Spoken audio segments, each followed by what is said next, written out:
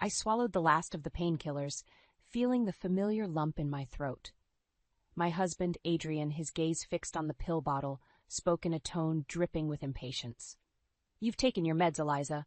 No more excuses, right? Get on with the vacuuming." I winced, not just from the physical pain of my endometriosis, but from the sting of his words. "Just give it a moment to kick in. I'll clean up properly, Adrian." His response was a deep, exaggerated sigh, the kind that made me feel like a burden. As I struggled to suppress my own sigh, a sudden, sharp pain shot through my back.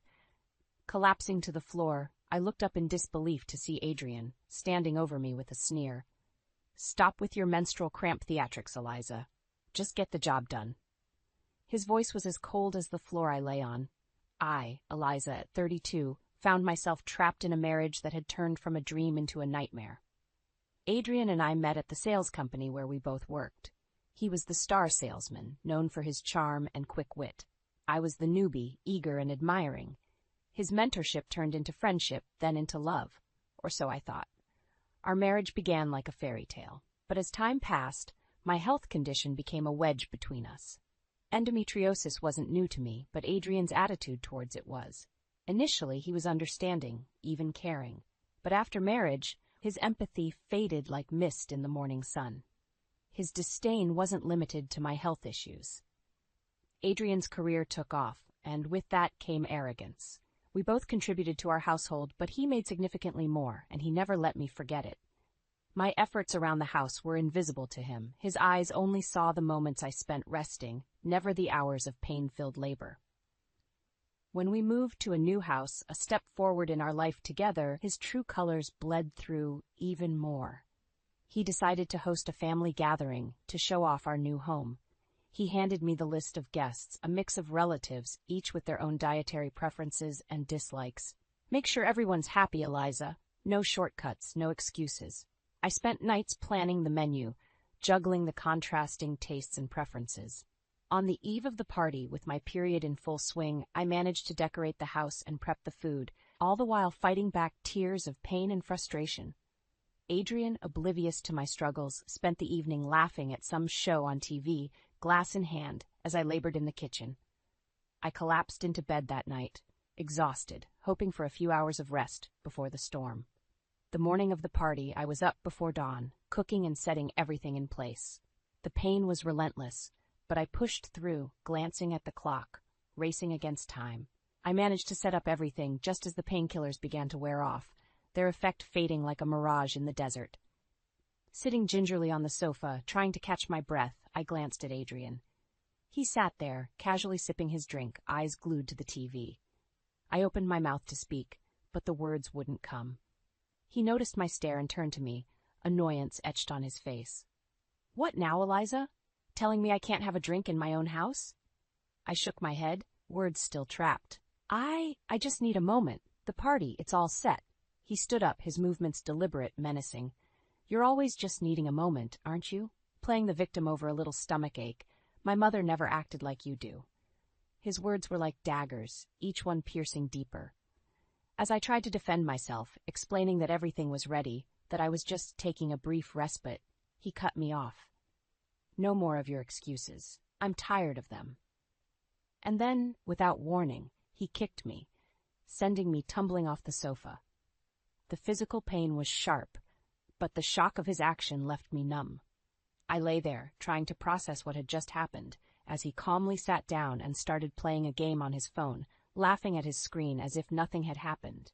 I was still on the floor, trying to gather my strength to stand, when the doorbell rang. Our guests had arrived. With every ounce of willpower, I pushed myself up and plastered a smile on my face. The day had just begun. As I opened the door, the bright smiles of the arriving relatives clashed starkly with the turmoil within me. Their cheerful greetings and compliments on the house felt surreal, a stark contrast to the pain and humiliation I had just experienced. During the gathering, I moved like an automaton, serving dishes and smiling through clenched teeth. Adrian played the gracious host, charming and witty, a stark contrast to the monster I had seen just moments before. The mask he wore was impeccable, hiding his true nature from the world. Amidst the facade of normalcy, I caught sight of Martin, Adrian's father, standing in the doorway, observing the scene with a frown. His eyes met mine, and for a moment I saw a flicker of concern. He had always been a stern man, a strict father to Adrian, but today his usual sternness seemed tinged with something else. Disappointment, maybe even disgust. As the party continued, Adrian's demeanor grew increasingly jovial with each drink. His laughter was too loud, his gestures too grand. It was a performance, a show put on for the benefit of others. I knew the real Adrian, the one who lurked behind those smiles and charming words. The turning point came unexpectedly. I was in the kitchen, taking a moment to brace myself against the counter, when I heard raised voices from the living room. Peering out, I saw Martin confronting Adrian, his voice booming over the murmur of the guests. "What do you think you're doing, Adrian? I saw how you treated Eliza earlier. Is that how a man behaves? Is that how I raised you?" Adrian, caught off guard, tried to laugh it off. "Come on, Dad, it's nothing. Just a little spat between husband and wife. You know how it is." Martin's face reddened with anger. "A little spat? I saw you kick her, Adrian. That's not how you treat your wife, or any woman for that matter." The room fell silent, all eyes now on the father and son. Adrian's mask slipped, revealing a glimpse of the man I knew too well. "She was just being lazy, Dad. You know how women can be, making a big deal out of nothing. I was just helping her get back on track." His words sent a wave of shock through the room. The relatives looked at each other, disbelief and discomfort written on their faces. Martin stepped closer, his voice low but fierce. "Helping her? By kicking her? Is that what you call help? That's abuse, Adrian. You're abusing your wife." The word abuse hung in the air, heavy and undeniable. Adrian's face twisted in anger, but before he could respond, Martin continued. "Your mother would be ashamed to see the man you've become. I'm ashamed. You're my son, but I won't stand by and watch you treat your wife like this." Adrian, now visibly shaken, tried to regain his composure. "Dad, you're overreacting. It's not like I hit her or anything. It was just a kick, a wake-up call." Martin's response was immediate and furious. "A wake-up call? You think physical violence is a wake-up call? That's where you're wrong, son. That's where you've lost your way."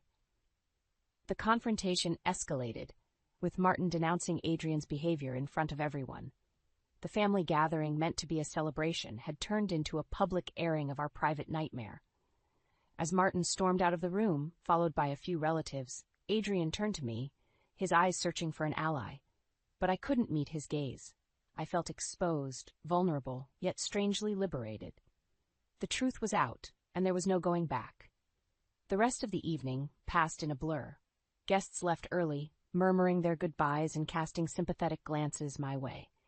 Adrian, now subdued, sat silently, the weight of his father's words and the guests' judgment pressing down on him. That night, as I lay in bed, my body aching, my mind raced. The events of the day had shattered the fragile facade of our marriage. Adrian's true nature was revealed, not just to me, but to everyone. The mask had slipped, and the monster was exposed for all to see. The morning after the party, the house was silent, a stark contrast to the previous day's chaos. I sat at the kitchen table, nursing a cup of coffee, lost in thought. The events of yesterday replayed in my mind, each word, each look, cutting deeper than before. Adrian had left early, muttering something about clearing his head. The house felt different without his looming presence. Quieter, but not necessarily more peaceful. My thoughts were interrupted by a knock at the door. It was Martin. He stood there, a mix of anger and sorrow in his eyes. "May I come in, Eliza?" His voice was softer than I had ever heard it. I nodded, leading him into the living room. We sat in silence for a moment before he spoke. "I can't begin to express how sorry I am for what happened yesterday, for what my son did to you." His apology was sincere, but it did little to ease the turmoil inside me. "Thank you, Martin, but apologies won't change what happened." He nodded, his face lined with regret. "I know, and that's what I'm here to talk about. You see, Adrian's behavior, it didn't come out of nowhere. It's my fault, partly." I looked at him, surprised. Martin, always so stern and unyielding, was admitting fault. "When I was younger, I wasn't the best husband to Adrian's mother. I was tough, demanding. I believed in discipline and keeping a tight ship. I thought I was doing right by my family, but I was wrong, so very wrong." His voice cracked, and for a moment I saw the man behind the facade, a man full of regrets. Adrian grew up watching me, learning from me. I thought I was teaching him to be strong, to be a man, but all I taught him was how to be hard, how to be cold. The revelation was a shock. I had always seen Martin as the unshakable patriarch, never questioning his methods or his influence. Martin, you can't blame yourself for Adrian's actions. He's an adult. He makes his own choices. Martin shook his head. That's just it, Eliza. We're all products of our upbringing, to some extent. I set a bad example, and Adrian followed it. I've realized that too late. There was a long pause before he continued. But that's not all. I'm here to tell you that you don't have to endure this. You have a choice, Eliza. You can leave Adrian, and I'll support you, financially, legally, whatever you need. His offer took me by surprise. Leave Adrian? The thought had crossed my mind more than once, but the reality of it was overwhelming. Martin, I need to think about this. It's not just a decision, it's my life. I understand, he said, standing up. But remember, you're not alone. You have options, and whatever you decide, I'll be there for you. As he left, I sat there, the weight of his words heavy on my shoulders. The option to leave, to start over, was tempting, but it was also terrifying. What would life be like without Adrian, without the marriage I had invested so much in? The rest of the day passed in a blur of thoughts and emotions. I was angry, hurt, confused, but above all, I was tired. Tired of the pain, the lies, the facade. That night, as I lay in bed, I made a decision. I would leave Adrian. I would start over. It would be hard, maybe the hardest thing I'd ever done, but I owed it to myself to try. The following days were a whirlwind of emotions and decisions. I began to untangle myself from the life I had built with Adrian. Each step was difficult, but Martin's support made it bearable. He helped me find a lawyer and even offered financial assistance, though I declined the latter. Adrian returned home after a few days. His demeanor changed. He was quieter, more contemplative. It seemed the confrontation with his father had shaken him. Eliza, we need to talk, he said one evening, his voice lacking its usual harshness. I braced myself. All right, let's talk. He took a deep breath. I've been doing some thinking. About us, about my behavior. I'm sorry, Eliza, for everything. His apology, though unexpected, didn't erase the pain he had caused. Sorry doesn't change what happened, Adrian. I know, and I don't expect it to, but I want to make things right. I want to change. His words were a surprise, but I was skeptical. Could a person really change so drastically overnight? Change isn't easy, Adrian. It takes more than just wanting it. I'm willing to try. I've even started seeing a therapist. I want to be better, for us. The revelation was shocking. Adrian, seeking therapy? It was a step I never thought he'd take. I'm glad you're seeking help, Adrian, but it doesn't change my decision. I need time and space to heal, to figure out what I want. The hurt in his eyes was evident, but there was also a glimmer of understanding. I get it. Take all the time you need. I just wanted you to know that I'm trying. As the days passed, Adrian's attempts to change were apparent. He was gentler, more considerate, but the scars he had left were too deep, and my decision remained firm. The day I moved out was filled with a mix of emotions: relief, sadness, fear, and hope. Adrian didn't stop me. He just stood there, watching silently as I left our home for the last time. Living alone was a new experience. For the first time in years, I felt a sense of freedom, a sense of control over my life. I could breathe, think, and heal without the shadow of Adrian looming over me. But freedom came with its own challenges. I had to rediscover who I was outside of my marriage, redefine my identity. It was daunting, but also exhilarating. One evening, as I sat in my new apartment, the doorbell rang. It was Martin. He stood there, looking older and more tired than I remembered. Eliza, I need to talk to you. It's about Adrian. I let him in, curious about what he had to say. Adrian's been doing well in therapy. He's making progress, but he's also struggling. He misses you, Eliza. He wants to make things right. I listened, feeling a mix of emotions: pity, anger, indifference. Martin, I appreciate what you're doing, but I can't go back. Not now, maybe not ever. I understand, he said softly, but he's my son. I had to try. As he left, I felt a sense of finality. My life with Adrian was over, and a new chapter was beginning. A chapter where I was in control, where I could write my own story. Life in my new apartment brought a sense of tranquility I hadn't felt in years. The days were mine to fill, the space mine to inhabit without fear or judgment. I found solace in the small things, the quiet mornings, the freedom to make my own decisions, the absence of Adrian's oppressive presence. But this newfound freedom also brought with it a need for introspection. I began to revisit my past, the choices I made, the signs I ignored. In the silence of my apartment, I confronted the reality of my marriage, the manipulation, the emotional abuse, and the deep-seated fear that had become a constant companion. One afternoon, as I sifted through old photos, a wave of anger washed over me. The smiling faces in the pictures were a stark contrast to the memories they now evoked. How had I let myself be treated that way? How had I stayed for so long? It was then that I realized my journey wasn't just about healing. It was about reclaiming my power, my voice. I wanted Adrian to understand the depth of the pain he had caused, to experience the consequences of his actions. I picked up my phone and dialed a number I hadn't used in months. The line rang, and then a familiar voice answered. "Hello, Eliza? Is that you?"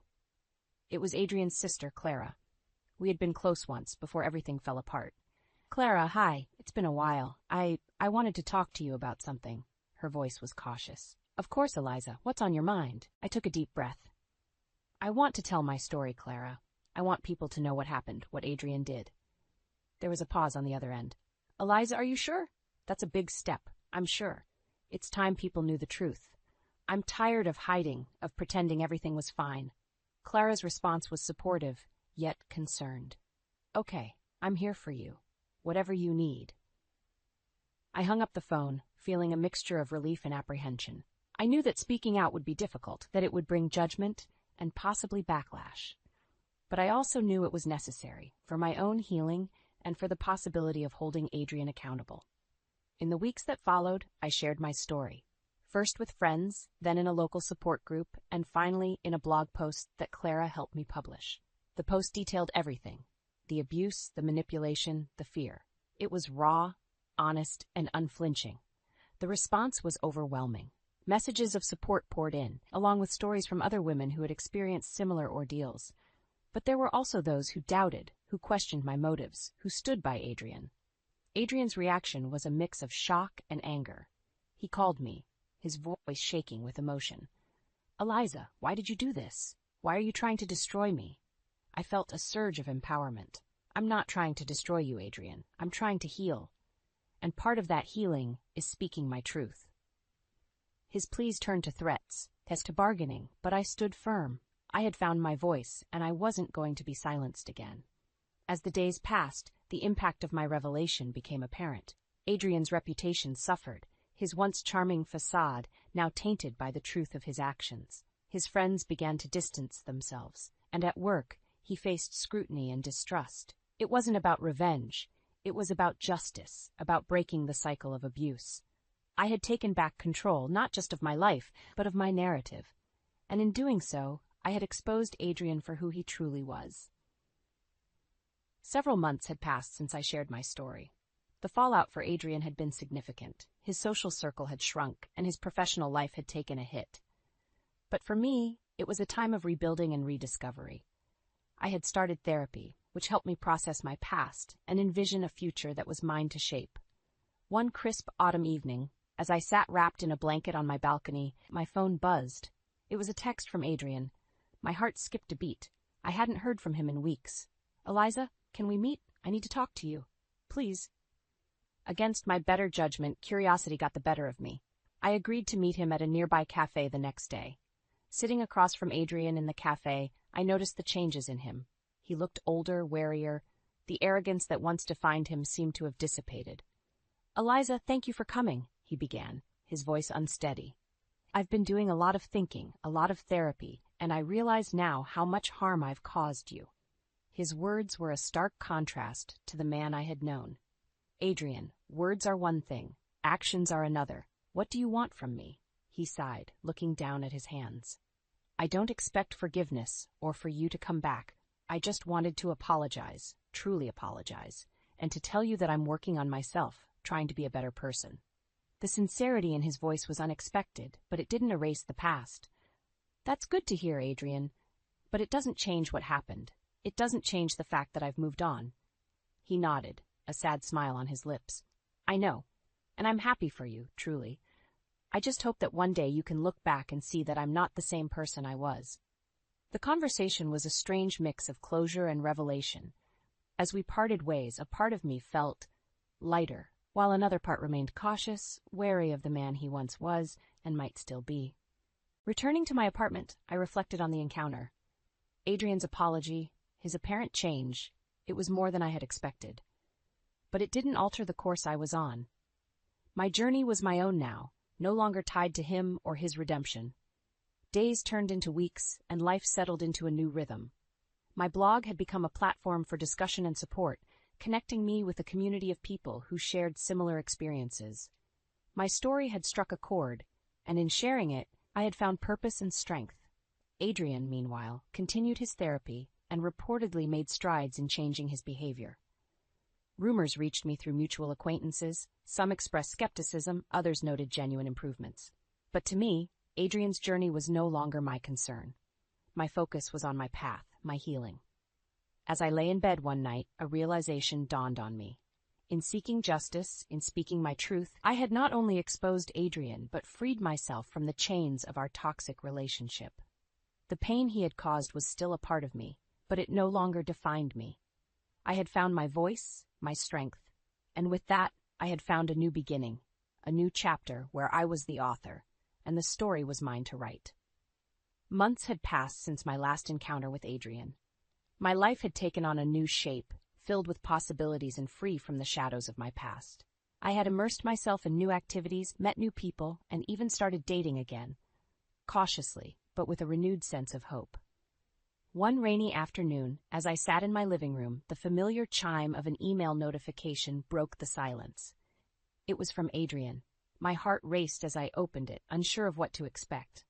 "Eliza, I know you've moved on, and I'm trying to do the same. I'm leaving town, starting fresh in a new city. Before I go, I wanted to thank you. Thank you for opening my eyes to the pain I caused, not just to you, but to myself. I'm sorry for everything, and I hope one day you can truly forgive me. Adrian." The email was a surprise, a final acknowledgement of the change he had promised. I sat there, staring at the screen, a mix of emotions swirling inside me. Adrian leaving town felt like the closing of a chapter, a final severing of the ties that bound us. I replied with a simple message. "Thank you for the apology, Adrian. I wish you well in your new life." Hitting send felt like a weight lifting off my shoulders. It was an act of closure, of letting go of the past and embracing the future. The weeks that followed were a testament to the change in my life. My blog had grown into a small community of support and empowerment. I had started writing a book about my experiences, hoping to inspire others who might be in similar situations. One evening, as I sat at my desk, the phone rang. It was Clara, Adrian's sister. "Eliza, I just wanted to say I'm proud of you. You've turned something terrible into something positive. You're an inspiration." Her words warmed my heart. "Thank you, Clara. It means a lot coming from you." As we talked, I realized how far I had come. From a victim of abuse to a voice of empowerment. My story had not only helped me heal, but had also touched the lives of others. Clara's call ended with an invitation to a family gathering. I hesitated at first, but then accepted. It was a chance to reconnect with those who had been a part of my life, to show them the person I had become. The gathering was a bittersweet reunion. There were moments of awkwardness, but also moments of genuine connection. I realized that while my relationship with Adrian was over, my relationships with others in his family didn't have to be. As I drove home that evening, the city lights reflecting in the rain-soaked streets, I felt a sense of peace. The journey I had embarked on had been long and challenging, but it had led me to a place of strength and self-discovery. My story was one of many, a single thread in the tapestry of life, but it was a thread woven with resilience, courage, and hope, a testament to the power of speaking out, of standing up for oneself. I had found my voice in the darkness, and in doing so, I had found the light. And with that light, I stepped forward into a new dawn, ready to write the next chapter of my life.